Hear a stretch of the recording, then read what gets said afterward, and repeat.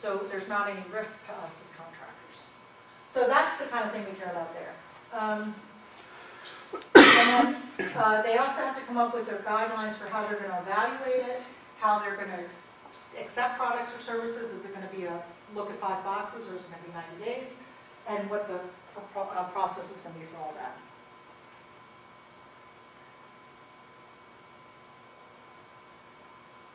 Other things that you may not have thought about. How much is the program going to cost to perform? So not only there's a period of acquisition to get the products or services in the door, but then there's also the legs of it. So is there a warranty? Is there training? All those things that go on beyond the original contract, they have to make sure they understand the cost associated with that. Where's the best place to stand for you here? Yes, that's Okay, where I've been they have focused there. to project their overall life cycle costs for the entire program. Data rights. Who's going to own the data that gets produced in this? Are you going to own the data? Are they going to own the data? Or are you mutually going to own the data? So that's something we have to figure out. Let me tell you where this became a big problem. One of the contracts that EDS had was to put in, it was called the Navy Marine Corps Internet contract. And it was to put computers on every single Navy and Marine Corps personnel's desk.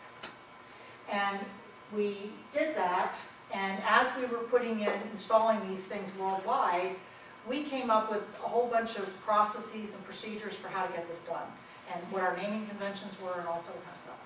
When the original RFP that came out, I don't remember if it was us or somebody else, but somebody asked the question, who owns the intellectual property that will be created out of this contract?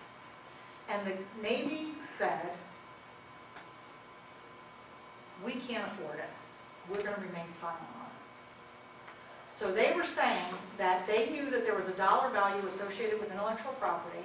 They didn't have that in their funds, so they were just going to remain silent on it. Okay, we win the contract, fast forward 10 years, we're in year 9 of the contract, and the government's going to go out for recompete at year 10. And what's the problem? Anybody see a problem? Somebody else win, use that same convention or same process. They're basically infringing upon your intellectual properties. We're not letting them infringe on our intellectual property. We own it. And if the government wants to make it available to other companies, they're going to have to buy it. Do you think it's cheaper at the beginning of the contract or year 10? Right?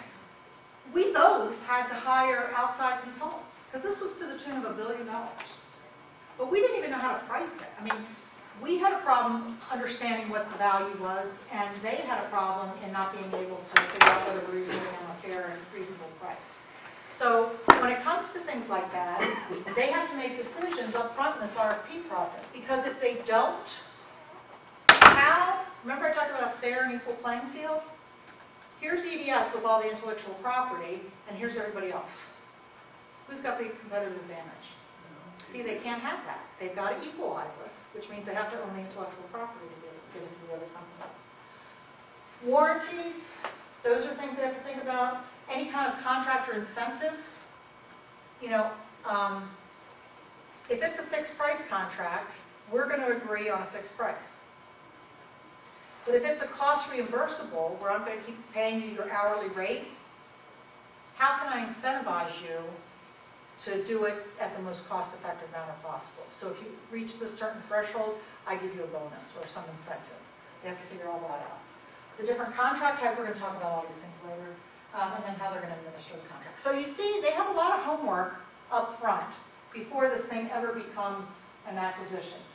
And this is all before they actually write what their statement of need is. This is where the technical requirements are in Section C. They have to talk about all the applicable conditions, like compatibility. You were talking about, integration with existing systems, any kind of cost parameters. They actually have to go out and conduct market research to figure out how much this program should cost them. They call it the should cost analysis. So they actually might call you up. They might look on your website to see what prices you're offering. And then they put together, they actually go through the same exercise you would of actually pricing this. And that's the number they have in their head when your proposals come in, they're evaluating it against that should cost. So if you come in excessively higher, they're going to say, we think it should be here, what's causing you to get here? Or in one case, we all came in down here, and they said they thought it should be higher. It was the case of EOS-DIS. It was a program where they were going to bring down 1 terabyte of data from satellites a day. And we all gave them price proposals, and they came back and they said, we think you've all undercut the price of a terabyte of data a day, and we think you should raise your prices. So it happens both ways. More seldom happens where they tell you to raise your prices. Most of the time they tell you to cut your prices, but it does happen. Any standards of performance that we have to comply with during the contract? Any delivery or performance in general requirements? Like where it has to be delivered? Is it going to a war zone? Does the stuff have to be hardened? How does it have to be shipped? Any kind of trade-offs? Different ways for completing the desired work, and any risks associated with it. So the point is, they have to think about all this stuff when they do their procurement. It's not just the statement of work. And as contractors, we tune in, like I worked with, with EDS, I went all over the world for working with government agencies. And, some companies would just only look at the statement of work. And they would price it based on just the statement of work. Well, guess what? You have to comply with the entire RFP document.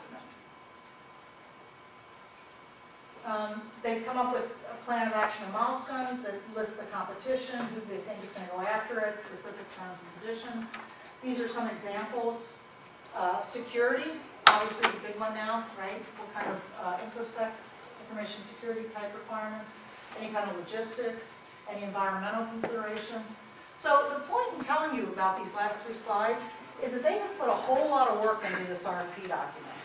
So when you come in and say, oh, why don't you do this, or why don't you do this, or why don't you do this, some of them are going to say, well, gee, you've come up with a really great idea that will save the government money, and of course I'm going to make this change. And others are going to say, are you kidding me? I worked on this thing for 4 freaking months. I haven't seen my family.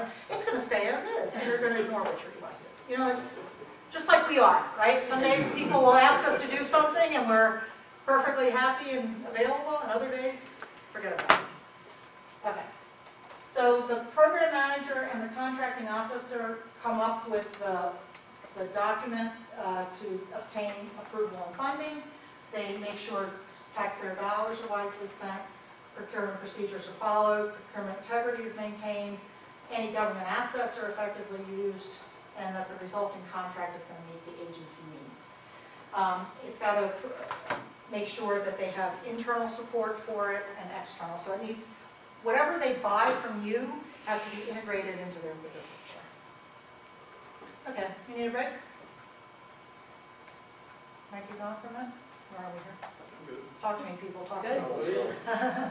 Okay, 3 key people involved. The program manager, who understands what the need is. And usually the contracting officer representative will come out of that person's group.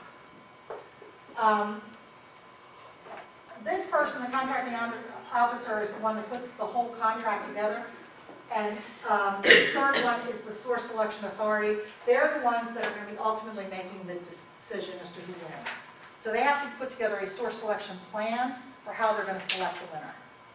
So the 3 key people are the program manager, the contracting officer, and the source selection authority. Those 3 people together will put together this RFP document. The Corps will get involved, usually as it's being written, so they understand the requirements, but they're the ones that are going to monitor you. I didn't notice it in your restrooms, but do you know how sometimes you go into a restroom and there's a sign up and it's got a bunch of times and somebody's signed off? What is that? Monitor the cleaning of the restroom. Exactly. So government contracts also have a monitoring function to make sure you're performing. So if you have to provide a status report every month, the contracting officer has their own schedule for your contract that says on the 1st of every month, I should be receiving their status report. So it's that monitoring process. Okay. Actually, let's just take a 10-minute break and we'll come back with this because this is we're going to talk about the section of the RFP. Did you say